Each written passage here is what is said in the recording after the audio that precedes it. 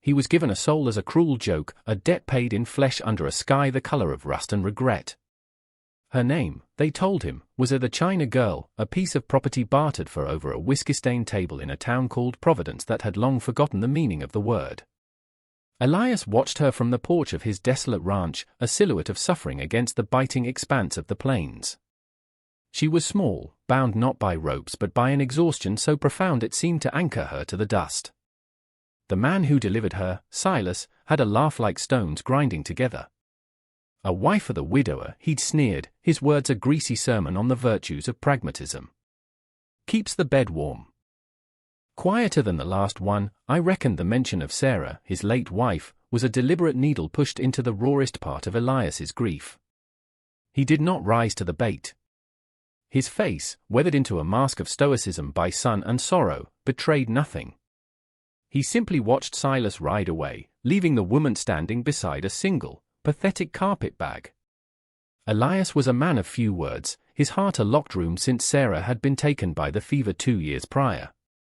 The silence she left behind was a physical presence, a weight that had settled over the ranch, suffocating the laughter of his 2 small children, Caleb and Leah, and withering the roses she had so lovingly planted. Now, this new silence, this new woman, stood before him. He was a good man, a principled man, and the thought of accepting this human currency turned his stomach. But the thought of leaving her to the mercies of the prairie, or worse, to a man like Silas, was an even greater sin. He descended the steps, his boot stirring small puffs of ochre earth. He stopped a few feet from her. She did not look up. Her gaze was fixed on the splintered wood of his porch, as if it were the only solid thing in a world that had dissolved beneath her feet. He was a large man, made larger by the solitude he wrapped around himself like a cloak. Inside the house, 2 small faces, miniature copies of his own guarded expression, watched from the grimy window. His children. Another reason he could not turn her away. He cleared his throat, the sound harsh in the still air. He pointed not to his own door, but to the small room off the side of the main house, the one that had been for a hired hand long ago. There, he said. It was not an invitation. It was a statement of fact, a boundary drawn. Then he turned and walked back inside, the slam of the screen door the only conversation he could offer. The first week was an exercise in mutual haunting. Mai, as she would later be called, moved through the edges of his world like a phantom. She occupied the small, Spartan room he had indicated, a space with little more than a cot and a crate for a table. She never entered the main house unless he was gone, working the far fences. Then, she would slip in, a wraith of efficiency, cleaning the layers of dust that had consecrated his grief, washing the children's clothes and leaving them folded, a silent, anonymous offering. Elias would return to find the scent of lye soap where there had been only stale sorrow, a hint of order in the chaos of his neglect. He and the children ate their meals in tense silence at the main table. He would leave a plate for her on the porch railing, and it would be gone by morning, the plate washed and returned to the same spot. They were ghosts in the same house, orbiting a core of shared loneliness they never acknowledged. The children, Caleb and Leah, were her silent observers. They watched her from behind the barn, their wide, serious eyes tracking her every move. She never approached them, never offered a smile or a word. She respected their fear, the fierce loyalty they held for the memory of their mother. She understood walls. Her own were built of something far stronger than wood and stone. One afternoon, Elias watched from the window as she stood before the skeletal remains of Sarah's rose garden. It was a plot of earth defined by thorns and death, a perfect monument to his own withered heart. He had not touched it since Sarah died. He couldn't bear to. But Mai stood there for a long time, her small frame still against the relentless wind. She was not looking at the dead bushes, but at the soil, her head tilted as if listening to a story only she could hear. He felt a sharp, protective anger. That was Sarah's place. Sacred ground. He expected her to turn away, but she did not. Instead, she knelt, her hands hovering over the cracked, unforgiving dirt. For a moment, he thought she might weep, and the alien notion of it was unsettling. But she did not weep. She simply stayed there, a sentinel at the grave of a stranger's love. The next morning, she began to work. With her bare hands, she started pulling the brittle weeds, her movement slow and deliberate. Elias watched from a distance, his hands tightening on the handle of his axe. Every weed she pulled felt like a violation, a disturbance of a sacred ruin. He told himself he should stop her, tell her to leave it be, that some things were meant to remain broken. But he remained silent, a prisoner of his own inertia. The children watched too, their initial suspicion slowly morphing into a quiet curiosity. They saw what he saw. She was not destroying the memory of the garden, she was performing last rites. She cleared the dead things with a reverence that disarmed his anger, piling them neatly to one side. Then she began to turn the soil, using a sharpened piece of scrap metal she must have found in the barn. The work was arduous, the ground hard as iron. Yet she persisted, day after day, under the merciless sun. She was not just clearing a plot of land, she was excavating hope from a place of absolute despair. It was a language he understood better than words. It was the language of relentless, thankless toil, of pitting oneself against an indifferent earth and wresting from it a reason to continue. He saw the sweat on her brow, the dirt ground deep into the lines of her hands, and for the first time, he saw not a China girl or a problem, but a fellow survivor. One evening, he found one of his work shirts laid carefully on his bed. It was his favorite, the fabric worn thin at the elbows. It had been ripped on a snag of barbed wire. He had meant to throw it out. But she had taken it. The tear was not merely patched, it was mended with a fine, intricate stitch work he had never seen before. In the center of the patch, woven with thread she must have unraveled from her own meager belongings, was a small, delicate embroidery of a mountain blossom. It was exquisitely beautiful, a tiny, defiant act of creation on a canvas of decay. He ran his calloused thumb over the threads. It was a message. I am more than a beast of burden. I have skill. I have a name. I have a past. He wore the shirt the next day, and though he did not acknowledge her work, he felt her gaze on the mended cloth, a fleeting, almost imperceptible connection. The soil began to soften under her care. The earth, long barren, started to breathe again. Elias found himself altering his path back to the house each day, just to pass by the garden, to see the slow, miraculous transformation. He told himself it was foolish, that nothing would grow there again. But a part of him, a part he thought long dead, felt a flicker of anticipation. He began leaving a bucket of fresh well water near the plot each morning before he rode out. He never saw her use it, but the water was gone each evening, the soil dark and damp. It was a silent conversation, a shared stewardship of this small, hopeful square of earth. The children were the first to cross the invisible line. One hot afternoon, as she worked, Leah, his daughter, walked tentatively towards the garden. She stopped a few feet away, clutching something in her small fist. For a long minute, she just stood there, a small, brave soldier. Then, she opened her hand and held out a rusty, forgotten trowel, one of Sarah's old tools she must have unearthed. She did not speak, simply offered it. Mai stopped her work and looked at the child, then at the tool. She slowly wiped her hands on her trousers and took the trowel, her fingers brushing Leah's for a fleeting second. It was the first time they had touched. Caleb, ever his father's shadow, emerged from behind the water trough, holding a handful of dried seeds he'd found in a shed. He, too, offered them to her. She accepted them with a solemn nod, a flicker of something soft and vulnerable in her eyes. That evening, the air in the house felt different. The silence was less oppressive, less heavy. Elias served the stew, the familiar quiet ritual. But this time, it was broken. Her voice, when it came, was quiet, but it filled the entire room, low and clear, without a trace of the servitude he had expected. "My name," she said, looking directly at him for the first time, her gaze steady and unbroken, "is Mai." He froze, his spoon halfway to his mouth. The word hung in the air, a thing of substance and weight. It was not a plea. It was a declaration. A reclamation. In that single moment, she ceased to be the China girl, the ghost, the burden. She became a person, with a name and a will that had survived the inferno. He felt a profound, unnerving shift inside him, as if a foundation stone had been pulled loose. He did not reply, not with words. But the next day, as he passed her in the yard, he gave a stiff, almost imperceptible nod and said, the name felt foreign and strange on his tongue, but it also felt right. It felt like the beginning of an amends. Life on the ranch found a new rhythm, a quiet harmony orchestrated by unspoken agreements. Mai began to eat with them at the table, no longer a shadow waiting for leftovers. She sat opposite him, a still and dignified presence. The children no longer hid from her. They would follow her to the garden, watching her coax life from the soil. She had found a small packet of vegetable seeds in her carpet bag, and tiny green shoots were now pushing their way towards the sun. For the first time in 2 years, something new was growing at the ranch. She brought an order and a strange peace to the house. The scent of baking bread sometimes replaced the smell of dust. The children's clothes were always mended, the floors always swept.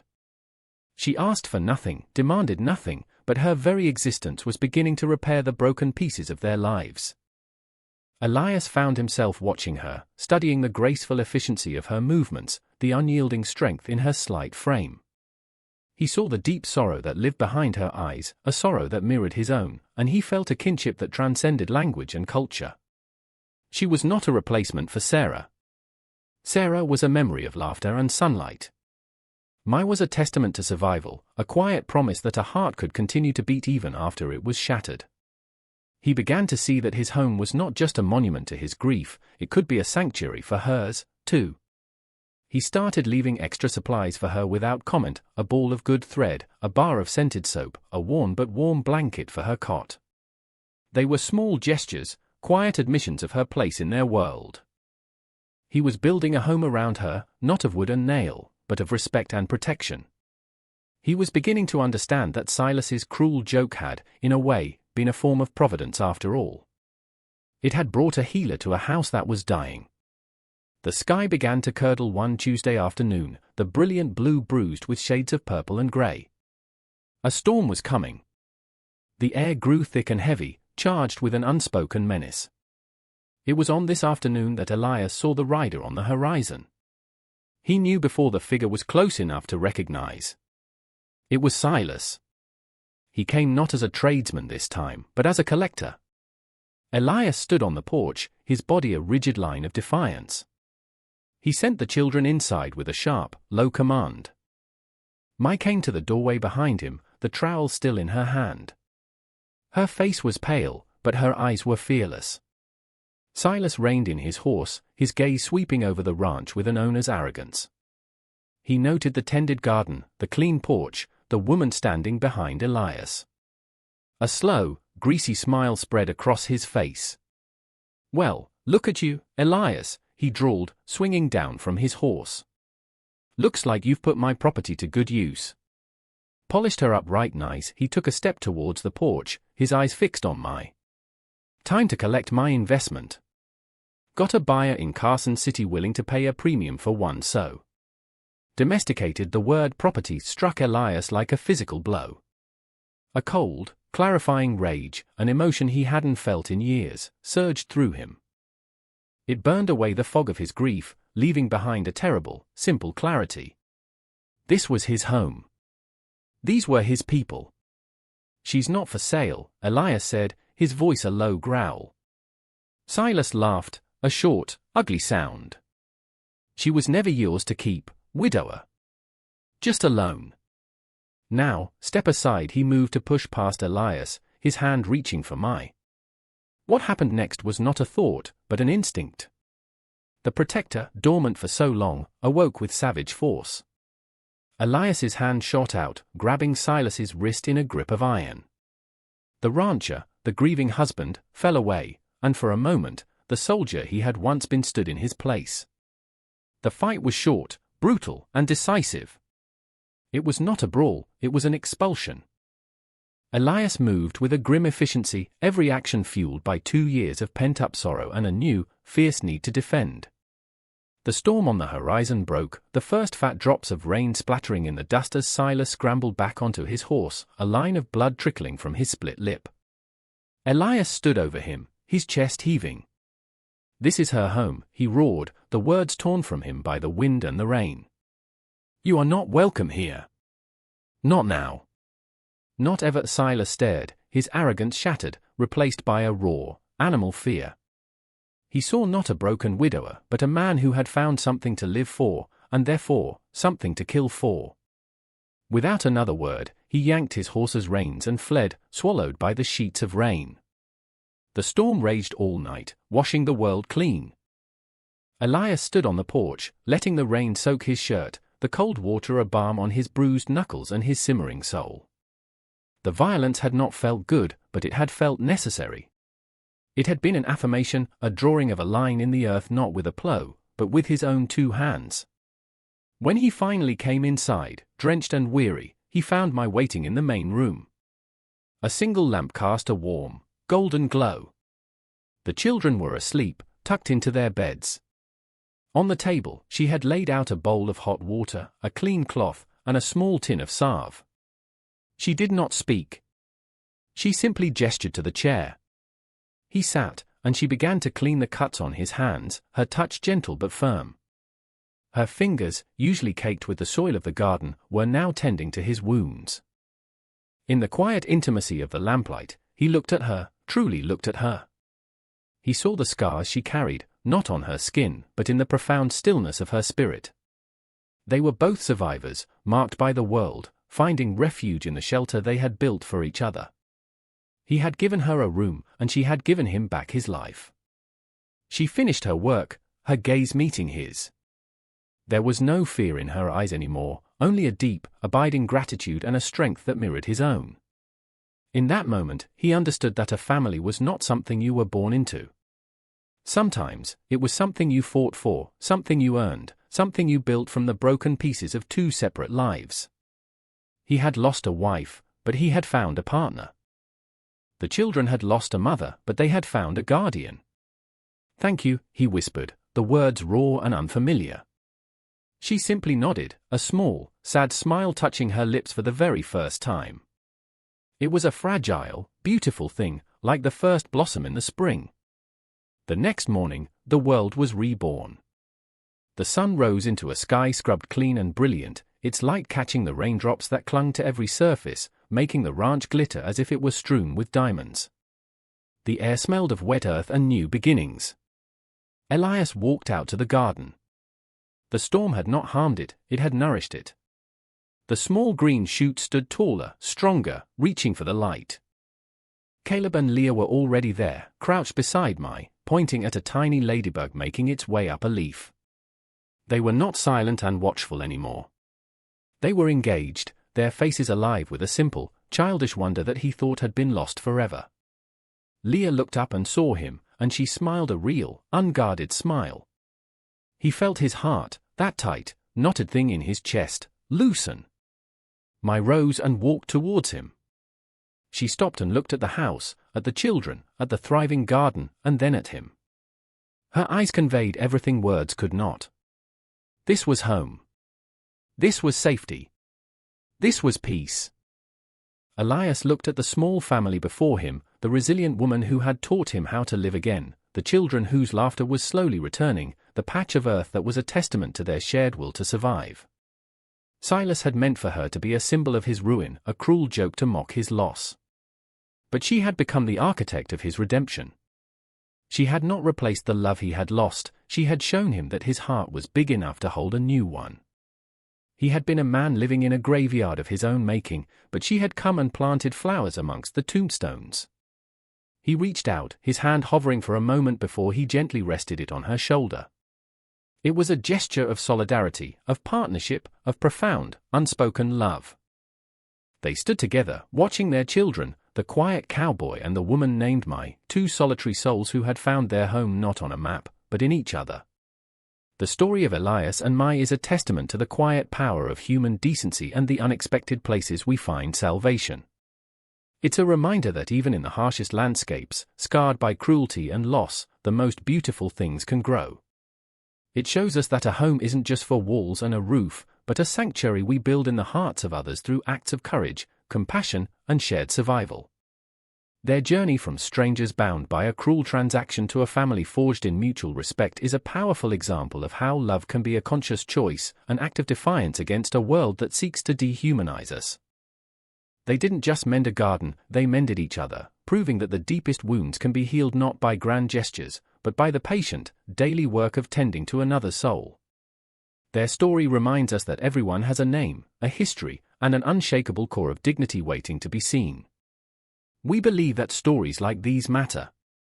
They connect us, inspire us, and remind us of the strength of the human spirit. If the story of Elias and Mai moved you, please consider showing your support. By liking this video and subscribing to our channel, you become part of a community that celebrates narratives of hope, resilience, and the enduring power of found families. Join us as we continue to share stories that explore the depths of the human heart and the light that can be found in the darkest of places. Thank you for watching, and for being a part of our journey. Your support allows us to continue bringing these vital narratives to the world.